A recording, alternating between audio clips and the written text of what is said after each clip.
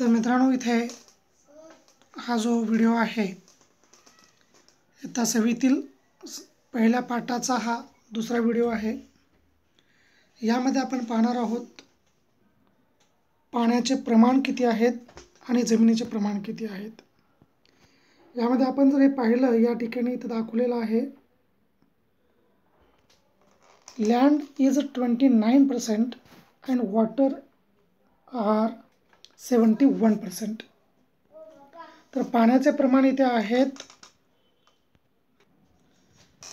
29% जमिनीचा भाग आहे आणि 71% जो भाग आहे तो आहे पाण्याचा।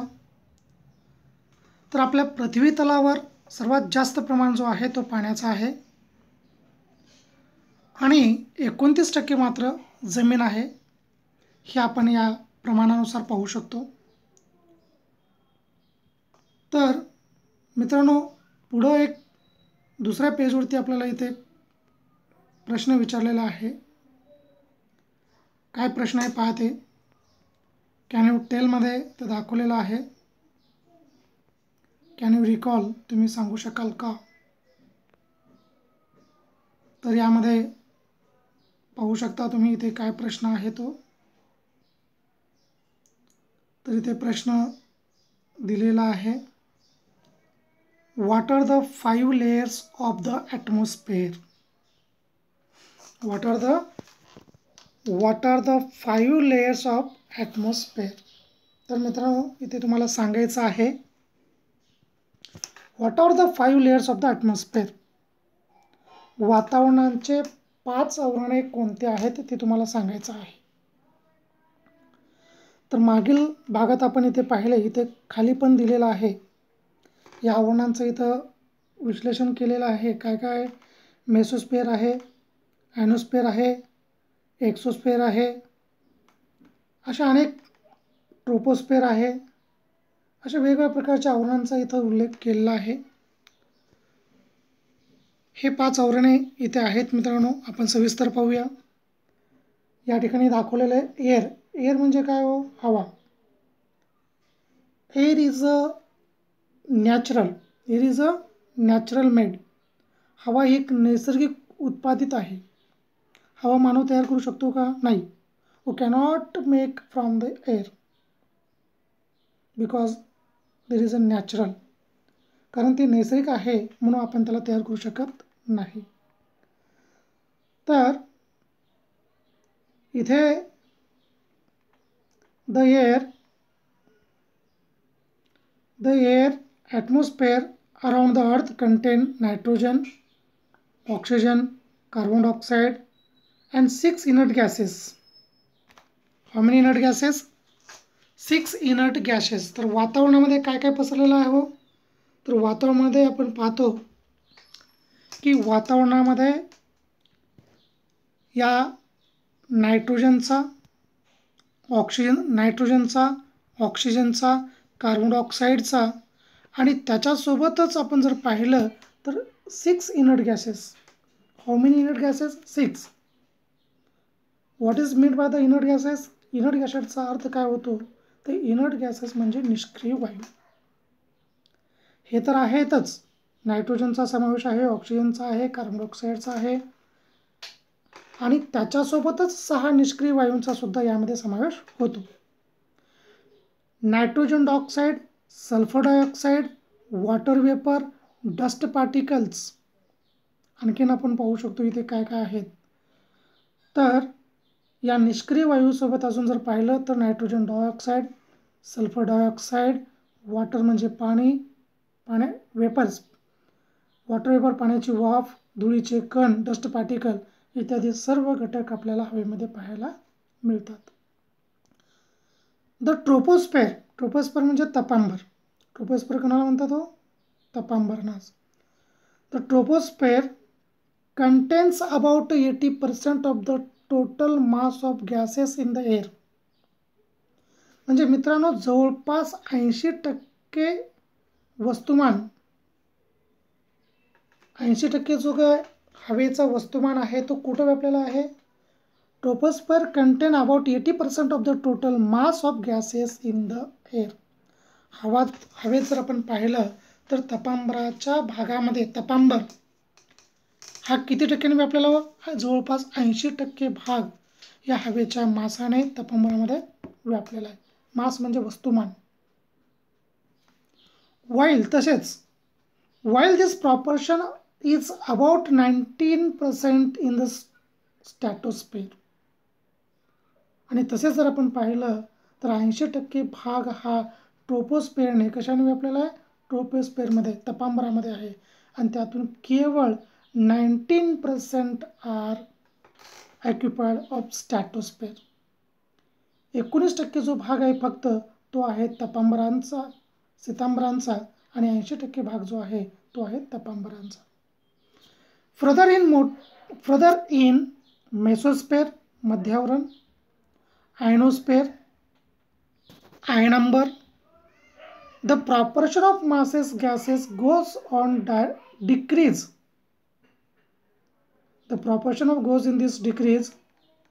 Gases are not found in this exosphere beyond. जर आपण पाहिलं तर हवेचे प्रमाण कुठे कमी होत चाललेले आहे सांगा बरं. तर मित्रांनो आपण जर पाहिलं तर masses of gases goes to decreasing. Decrease म्हणजे काय हो? कमी होत चाललेला आहे. कुठे कमी होत चाललेला आहे? The gases are not found in the exosphere and beyond. तर बाह्य अंबर आणि त्याच्या पलीकडे जर आपण पाहिलं तर आपल्याला हवेचे आवरण अजिबात दिसत नाही. हवेचे आवरण हवेचं प्रमाण तिथे खूप कमी असतो.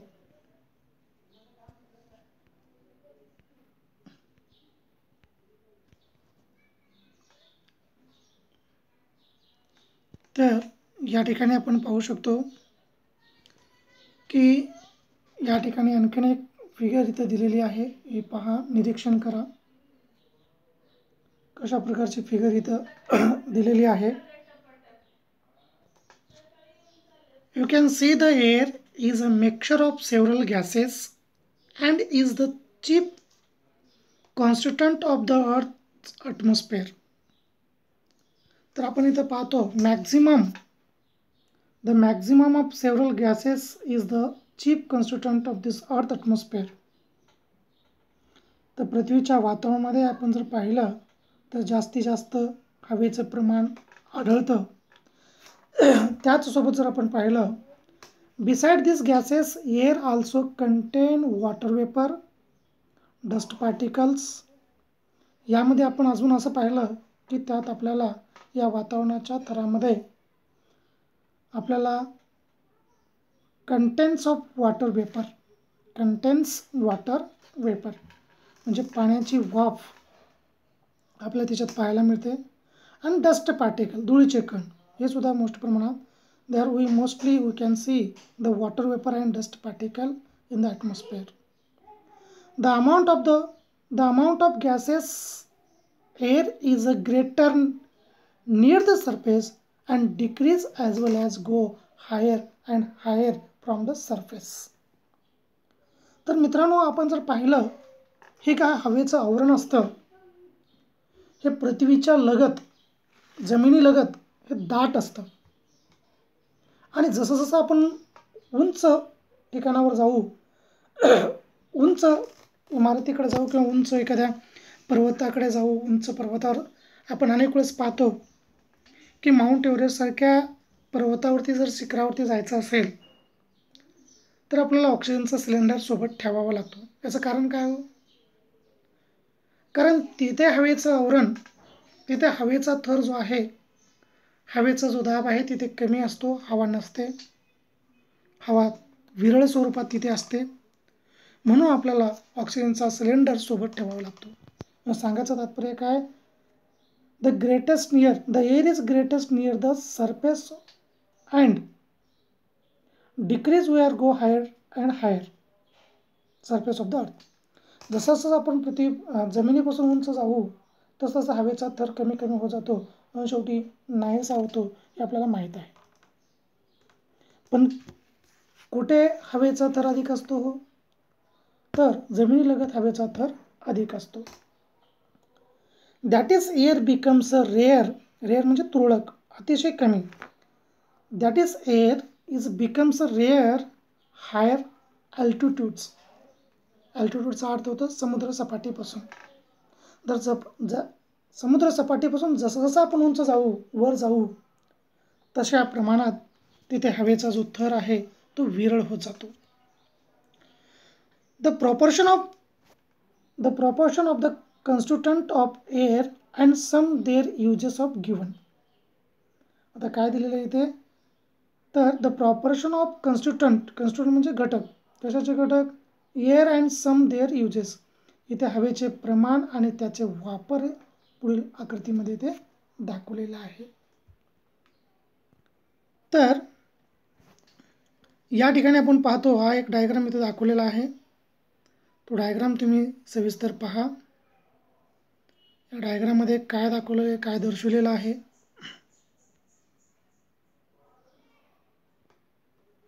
इथे the proportion of the constituent of air, the proportion constituent of air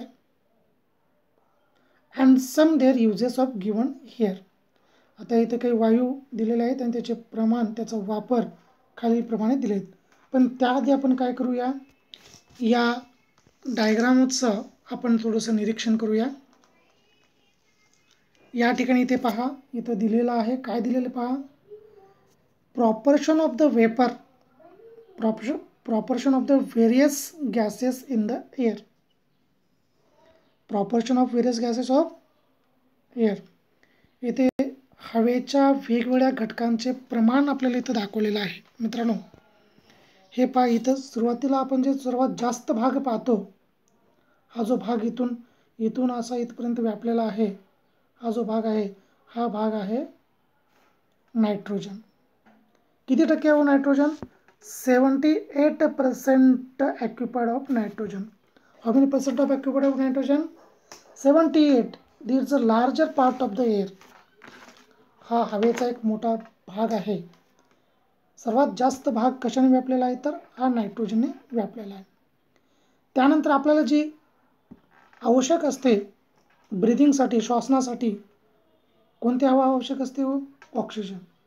oxygen शिवाय माणूस जगू शकत नाही. किती प्रमाण आहे त्याचा? 21% only. How many percent are only? 21% occupied of which gas? Oxygen. 21% oxygen occupied in air. हवेमध्ये जर आपण पाहिलं तर 21% फक्त आपल्याला ऑक्सिजन मिळतो. आणि इथं जो हिरव्या रंगाने दर्शवलेला आहे हा बाण, इथे हा आहे हिरव्या रंगाने दर्शवला, हा ऑक्सिजन आहे 21%. आणि हा जो आहे अर्गॉन, काय आहे हो? अर्गॉन. किती टक्क्याने दर्शवलेला आहे तो? 0.9%. 0.9% ऑक्युपाइड अर्गॉन. आणि इथं जो मध्ये दाखवलेला आहे ऑफ एअर, अदर एअर, म्हणजे इतर जे घटक आहेत, इथे 0.07%. अदर एअर म्हणजे इतर जो हवेचे घटक आहेत, इथे आपल्याला जर पाहायला मिळालं तर किती आहे ते? 0.07%. आणि त्याच्यातला कार्बन डायऑक्साईडचा जो प्रमाण आहे, जे वनस्पतीला आवश्यक असतं, ते किती प्रमाण हवं त्याचा? 0.03%. 0.03% are occupied of carbon dioxide. हे सर्व काय आहेत, तर हे सर्व हवेचे आवरणे आहेत. हवेतील मिश्रण, हे एक प्रकारचं मिश्रण. Air is a one type of the mixture. Why is called to the air is a mixture? हवा एक प्रकारचे मिश्रण आहे असे का म्हणतात? Because the different type of the gases are mix in air, so we call now air is a mixture. हवेला आपण मिश्रण का म्हणतो?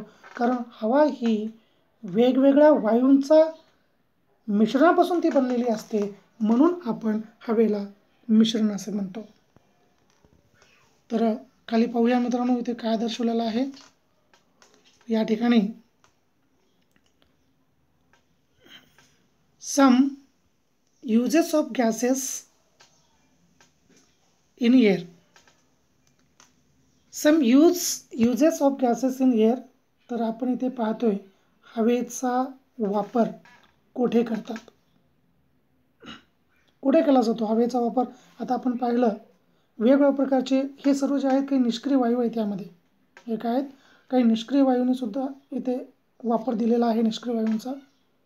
ते आपण बघूया प्रमाण कशा पद्धतीचं आहे. तर यातलं आपण पहिलं बघूया नायट्रोजन. नायट्रोजनची आवश्यकता कोणासाठी आहे मित्रांनो? आपण पाहिलं how many percent of the nitrogen? 78% of nitrogen. किती टक्के नायट्रोजन? 78% नायट्रोजन आहे आणि 21% जो आहे तो ऑक्सिजन आहे आणि इतर 1% सर्व आलं. सर्व म्हणजे काय? त्यात कार्बन डायऑक्साईड आलं, इतर वायू आले, त्यामध्ये जे काही इतर घटक आहेत हे सर्व कशामध्ये आले? 1% आले. सर्वात जास्त प्रमाण कशाचं आहे? नायट्रोजनचं आहे आणि त्याच्याच नंतर कोणाचा आहे? तर तो आहे ऑक्सिजनचा. तर मित्रांनो, नायट्रोजन म्हणजे काय?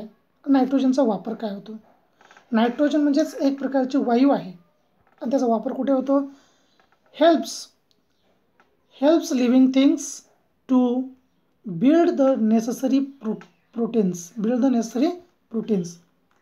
Necessary proteins, it is useful in the production of ammonia and airtight packaging of the foodstuff. त्याचा वापर कुठे करतात? तर याचा वापर आपण पाहतो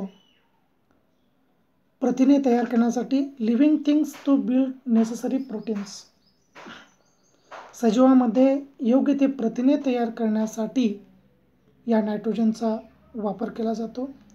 तसेच आपण जर पाहिलं, it is useful in the production of ammonia and the airtight packaging. Ammonia तयार करण्यासाठी या नायट्रोजनचा वापर होतो. युरिया वगैरे जे काय असतात, अमोनिया तो तयार करण्यासाठी याचा वापर होतो. त्याच पद्धतीनं तशाच प्रकारे आपण जर पाहिलं, एअरटाईट पॅकेजिंग म्हणजे हवाबंद पॉकेटमध्ये सुद्धा आपण याचा वापर केला जातो. का करतात हो? हवाबंद पॉकेटमध्ये याचा वापर का केला जातो? तर आपण जे बाजारातून वेगवेगळ्या प्रकारचे चिप्स पॉकेट वगैरे आपण घेऊन येतो, ते आपण जेव्हा आपण दाबतो तर त्यामध्ये हवा असते. म्हणजे हवा असते म्हणजे नेमकी कोणती हवा असते? तर मित्रांनो, त्यामध्ये नायट्रोजन भरलं जातं. काय भरलं जातं? नायट्रोजन. नायट्रोजन का भरतात? तर नायट्रोजनमुळं त्या पदार्थाला, त्या फूडस्टफला, त्या अन्नपदार्थाला काय केलं जातं? जास्त काळ सुरक्षित ठेवता येतो किंवा त्याचा जे काय आपण एक्सपायरी डेट म्हणतो ती वाढवता येते आणि अन्न सुरक्षित राहण्यासाठी आपण हवाबंद डब्यामध्ये नायट्रोजनचा वापर करत असतो. त्याच्याच पाठोपाठ जर आपण पाहिलं तर दुसरा एक वायू आहे, तो आहे ऑक्सिजन. ऑक्सिजन हे एक प्राणवायू आहे. ऑक्सिजन काय आहे? प्राणवायू आहे. आपल्याला सर्व काही नाही दिलं तरी चालेल, 2 दिवस उपाशी ठेवलं तरी चालेल, पण ऑक्सिजन शिवाय मानव जगू शकत नाही. We cannot live without oxygen. You cannot live without oxygen. Oxygen शिवाय आपण जगू शकत नाही. का? कारण ते 5 मिनिट जरी नसलं, कारण आपली श्वासोच्छ्वास बंद पडते आणि आपण कायमचे एक्सपायर होऊ शकतो. म्हणजे मानवाला जगण्यासाठी ऑक्सिजनची खूपच गरज असते. Necessary for respiration. What is a respiration? म्हणजे श्वसन. In living things and the combustion. And living things and combustion. What is a combustion? Combustion म्हणजे ज्वलन. तर मानवाला श्वासनासाठी ऑक्सिजनची गरज असते. कशासाठी गरज असते? श्वासनासाठी. श्वसन करत असताना आपल्याला ऑक्सिजनची गरज असते मित्रांनो. आणि त्याचसोबत आणखीन एका ठिकाणी ऑक्सिजनची गरज असते, ती आहे कंबशन. कंबशन म्हणजे काय हो? ज्वलन. ज्वलन कशाला म्हणतात? तुम्ही पहा, मेणबत्ती जर पेटवली आपण, मेणबत्ती पेटवून त्याच्यावरती जर आपण एखादा ग्लास उलटं करून ठेवला, झाकून ठेवला, तर काही काळानंतर ती मेणबत्ती विझते. का विझते हो? याचं कारण आहे की जोपर्यंत त्या ग्लासातील ऑक्सिजन संपत नाही तोपर्यंत मेणबत्ती चालते आणि जेव्हा त्यातील ऑक्सिजन संपला की मेणबत्ती आपोआप बंद पडतो.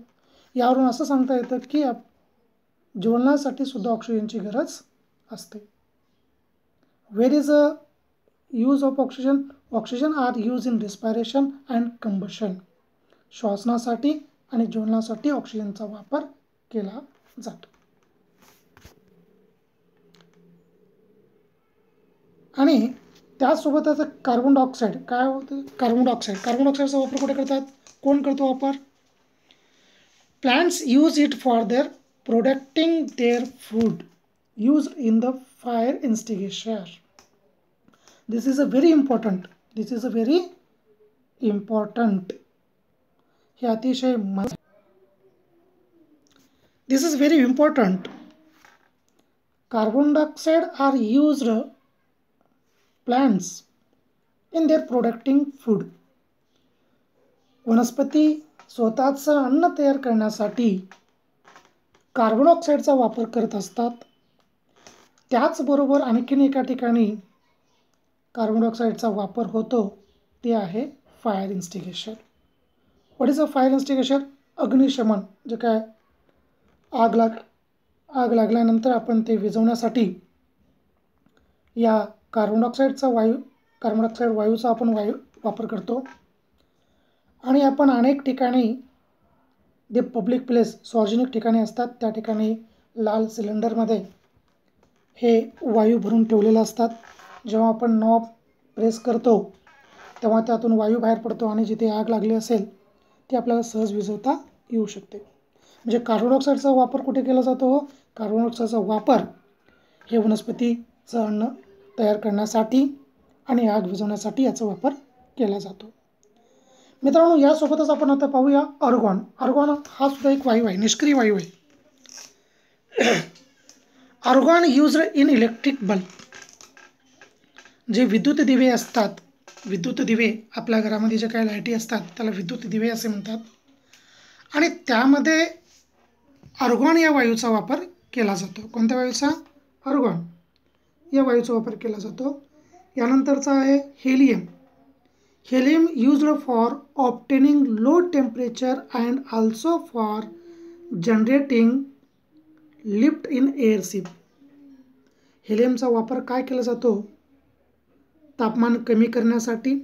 ऑब्टेन लो टेम्परेचर, एखादं तापमान अधिक असेल तर तापमान कमी करण्यासाठी हेलियमचा वापर केला जातो. आणि तसेच जनरेटिंग लिफ्ट इन एअरशिप, हवेत झांज उडवण्यासाठी जे काही हवेचे दिवे असतात त्यामध्ये सुद्धा हेलियम या वायूचा वापर केला जातो. यानंतरचा आहे neon. Neon used in decorative lights and for street lighting म्हणजे काय? पथदिवे.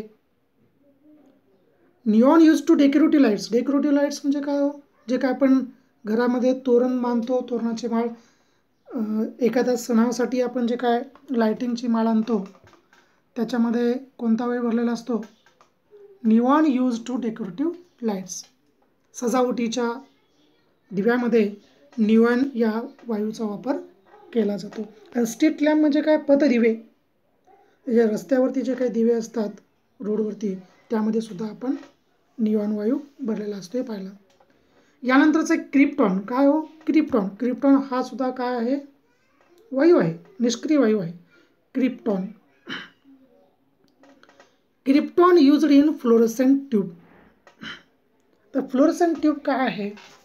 तर मित्रांनो, आपण जेव्हा फ्लोरोसेंट ट्यूब म्हणजे काय? जेव्हा रात्रीच्या वेळेस आपण प्रवास करत असतो तेव्हा आपण पाहतो की रोडवरती मध्ये मध्ये काही रेडियम चिटकवलेले असतात. आपल्या गाडीचा प्रकाश त्या रेडियमवरती पडला असता तो आपल्याला जणू काय असेल चमकतो आणि काय दिसतो? तिथे काही लाईट खालून अशा रोडमधून खाली काही लाईट लावलेल्या आहेत का अशा पद्धतीने दिसतात.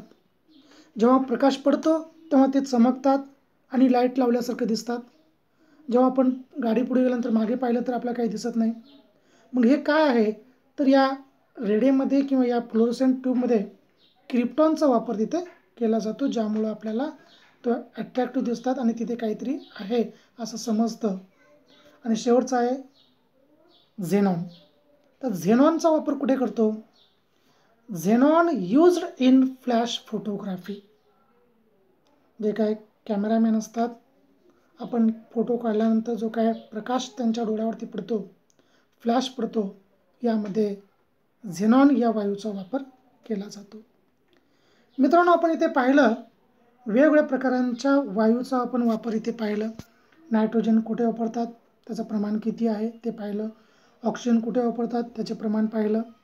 कार्बन डायऑक्साईडचा वापर कोण करतो ते पाहिलं. आर्गॉन, अशा अनेक इथे दिलेल्या सर्व वायूचा आपण अभ्यास सविस्तरपणे केलेला आहे.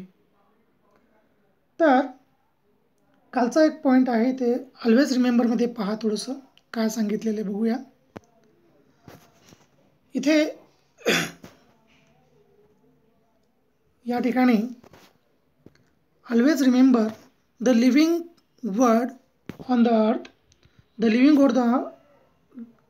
Word on the earth is sustained due to the balance between various gases and other constituent of air. तर पृथ्वी कशाने बनलेली आहे, तर वेगवेगळ्या हवेच्या घटकांनी संतुलितपणे बनलेली आहे. Living words on the earth is sustained due to the balance between various gases and other constituent of air. संतुलित हवेच्या आवरणाने हे बनलेलं आहे.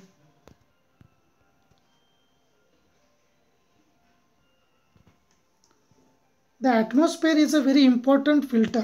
The atmosphere is a very important filter. Which is called to the important filter? The atmosphere is a very important filter. वातावरण एक महत्त्वाचं काय आहे, तर एक महत्त्वाचं गाळण आहे, फिल्टर आहे. काय फिल्टर करतं ते?